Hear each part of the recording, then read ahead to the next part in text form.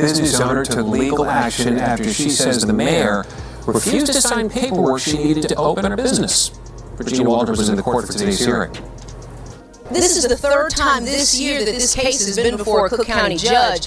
Today, the owners of the business are able to walk away with 2 of the 3 liquor licenses they applied for, while Mayor Henyard is facing a serious charge from the judge. Frustration and relief for a small business owner. It's about time. There's a mix of frustration and relief for a small business owner today. After a long wait and a complicated legal process, Tiffany Kamar finally walked out of a Cook County courtroom. In her hands, she held the liquor, licenses that are essential for her business. These licenses are the key to opening St. Patrick's, a family-owned restaurant with deep community roots. This moment marks a significant milestone for Tiffany and her family's dream. Been over, like you said, in November. Kamar took legal action after she said she wasn't able to obtain licenses for Mayor. Kamar turned to the courts after claiming she was repeatedly denied the necessary licenses by Mayor Tiffany Henyard, who also serves as the town's liquor commissioner. On Wednesday, Cook County Judge Cecilia Haran ordered Henyard to sign off on the licenses by 5 p.m. Thursday. That deadline came and went, unmet. The delay only deepened the frustration for Kamar and those backing her. This is classic behavior from the city girl mayor. She has been playing this game for quite some time. Nearly a year ago, I reported on her efforts to undermine local businesses that would not cave to her demands for money. This entrepreneur, a fellow black woman, is just one among many who have been pushed to the edge by Tiffany Teflon Tahoe Mayport. Her pattern of blocking progress has left a lasting scar on the community.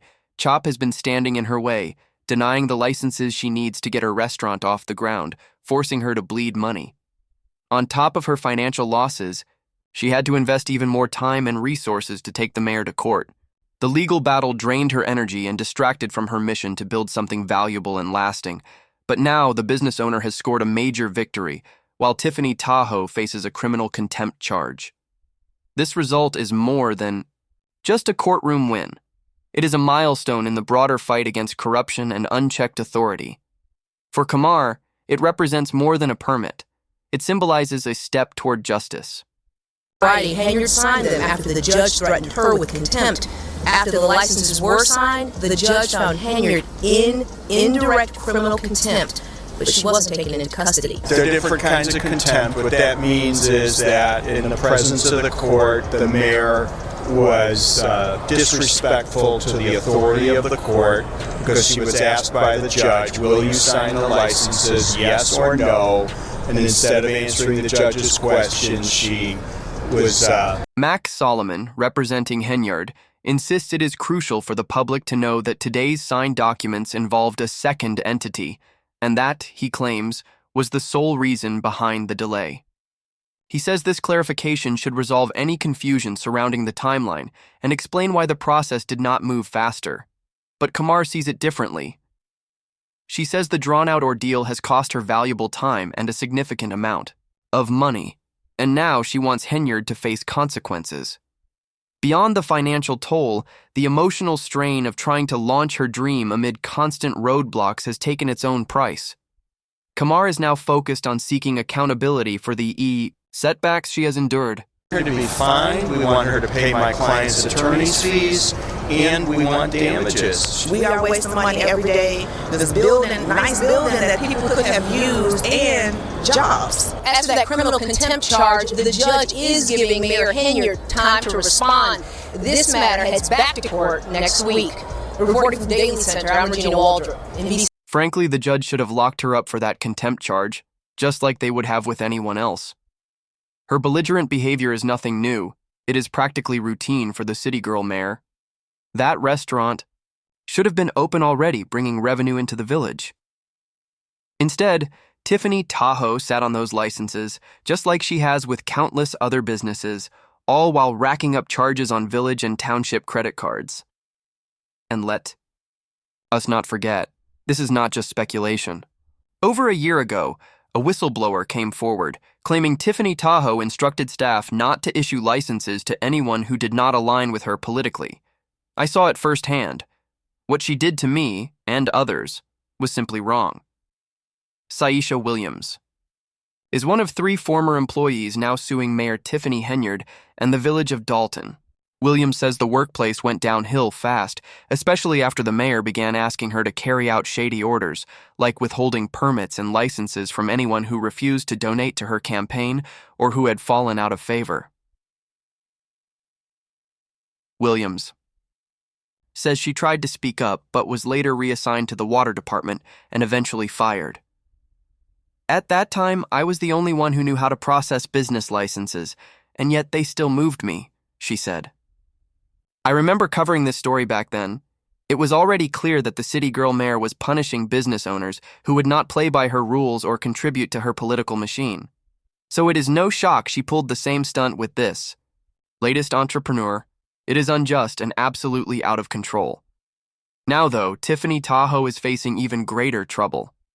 Former Chicago Mayor Lori Lightfoot has just wrapped up a year-long investigation into how the city girl mayor took over a thriving village and turned a multi-million-dollar surplus into a deficit so deep, Dolton was left nearly $6 million in the red.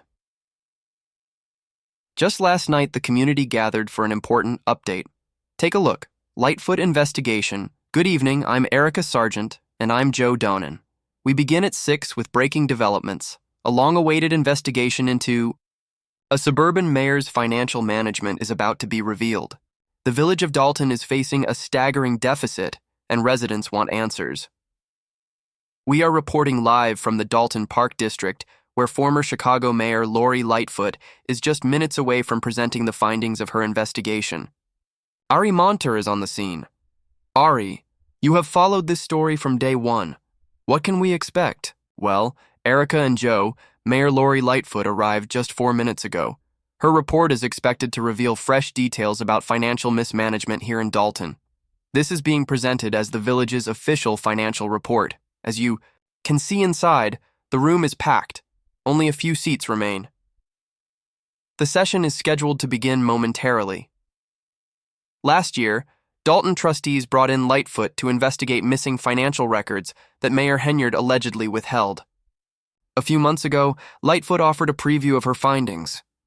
She uncovered cases where overtime paid to 2 Dolton police officers, including a former deputy chief, exceeded double their annual salaries.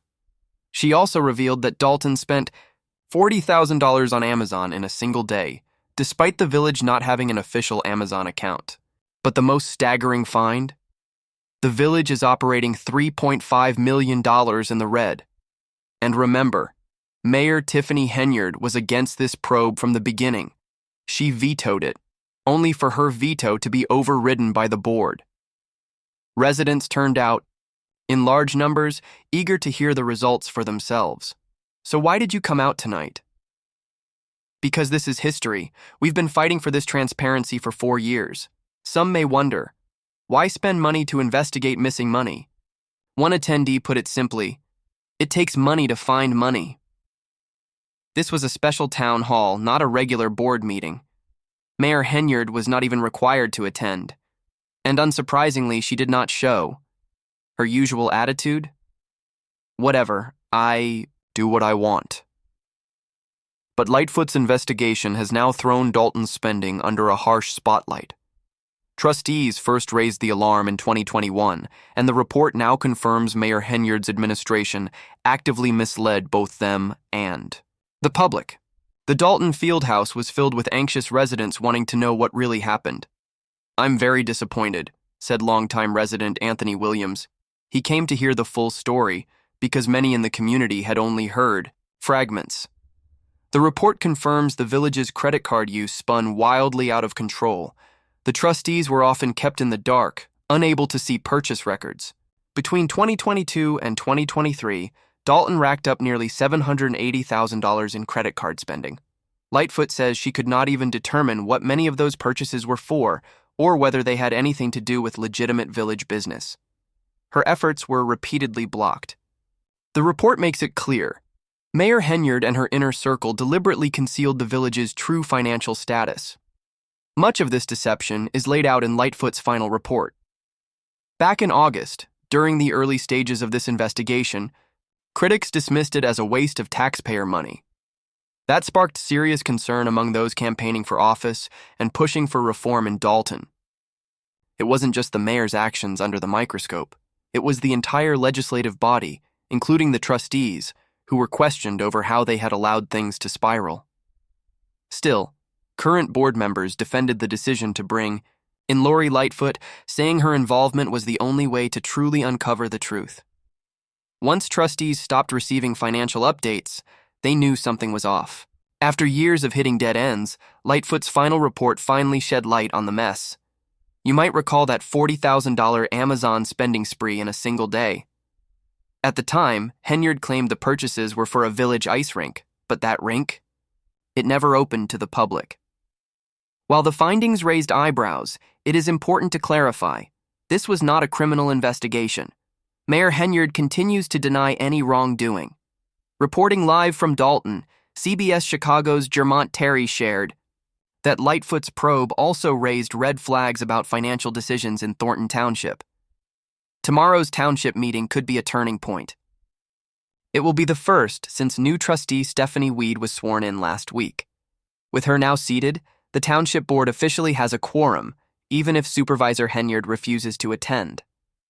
This means business can finally resume, and major decisions about staffing are expected to be on the agenda. The fact that meetings can finally move forward is a win for transparency. Trustees Chris Gonzalez and Carmen will no longer be blocked from conducting official business.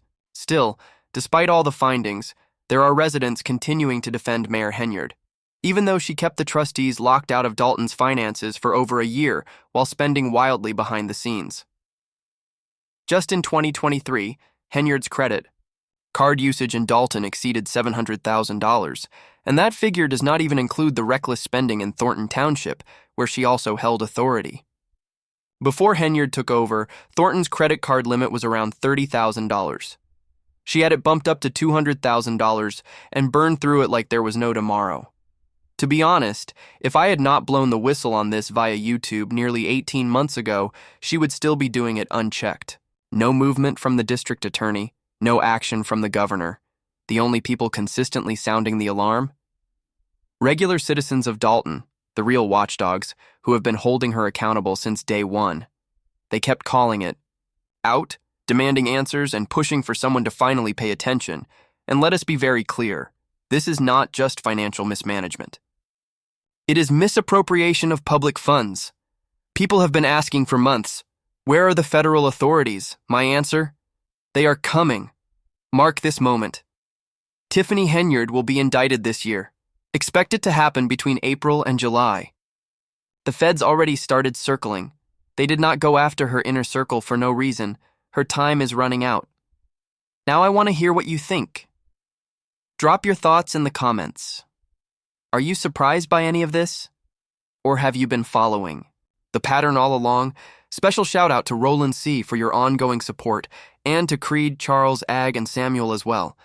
If you want to help this channel keep shining a light on corruption and giving voice to real issues, the PayPal link is in the description. And if you are looking for truth and balance from a woman's perspective, go ahead and hit that subscribe button. Smash the like, share this video, and let us keep this conversation going.